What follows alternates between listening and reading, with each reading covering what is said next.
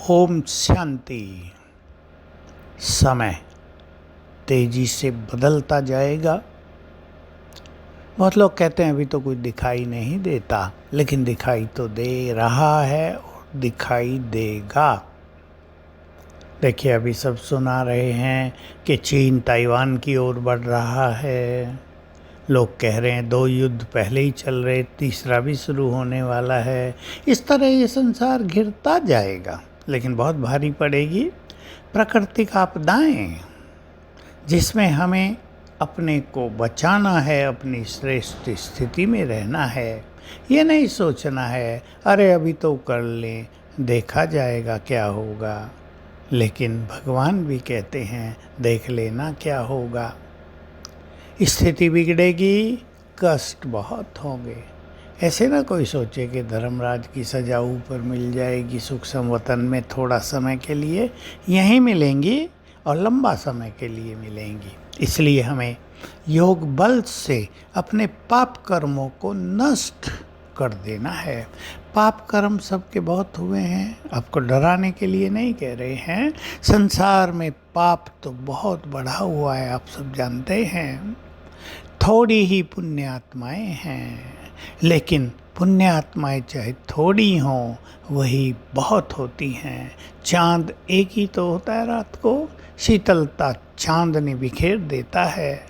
चलो सूरज की बात छोड़ें, वो तो बड़ा ग्रह है, एक ही तो है ना, वो भी सारे संसार को लाइट माइट हीट एनर्जी से भरपूर कर देता है। पुण्य आत्माएं थोड़ी ही होती हैं। अपने को संकल्प दें, मैं भी पुण्य आत्मा हूँ।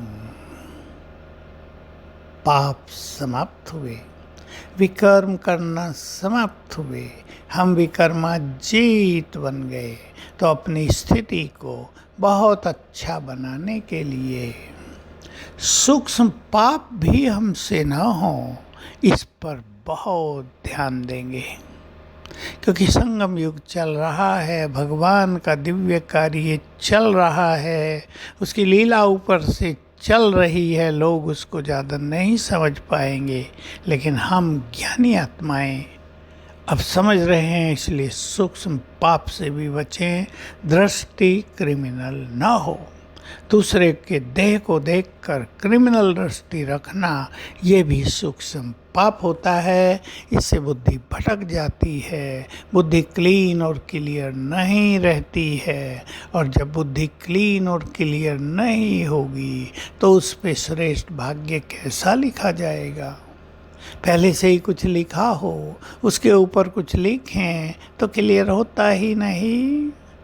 पहले को मिटा दें, लक्ष्य रखें, महत्व दें, अपनी बुद्धि को वैल्यू दें, बहुत कीमती है। इसमें ही हमें सद्विवेक भरना है। ज्ञान रतन भर रहे हैं हम, इसमें खुशियाँ भरनी है अपनी बुद्धि में, सुख शांति शक्तियाँ भरनी है अपनी बुद्धि में, जो जन्म जन्म हमारे साथ चलें।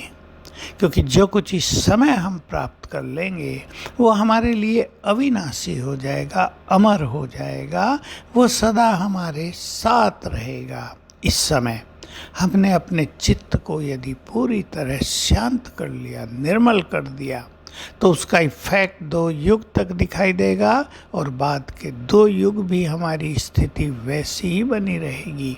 तो हम थोड़ा साक्षी भाव अपनाएं।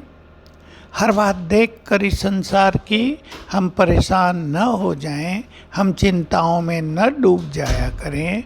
साक्षी भाव से अपने चित्त को शांत करने की बहुत अच्छी स्थिति बनाएं, आदत डालें। तो आज सारा दिन सभी अभ्यास करेंगे इस खेल को साक्षी होकर देखने का।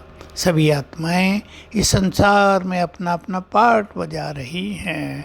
अच्छे बुरे संसार में लोग होते ही हैं। हमें दूसरों के पार्ट को देखकर क्या क्यों के चक्रव्यूह में उलझ नहीं जाना है, बल्कि अपने श्रेष्ठ पार्ट से सभी को प्रेरणा देनी है, ताकि हमारा चलता फिरता फरिश्ता स्वरूप दूसरों को नई राह दिखा सके, दूसरों को भी महान बनने की प्रेरणा दे सके। तो आइए हम अपनी चाल चलन, अपने चरित्र, अपनी दृष्टि, अपने बोल को महान बनाएं। ओम शांति।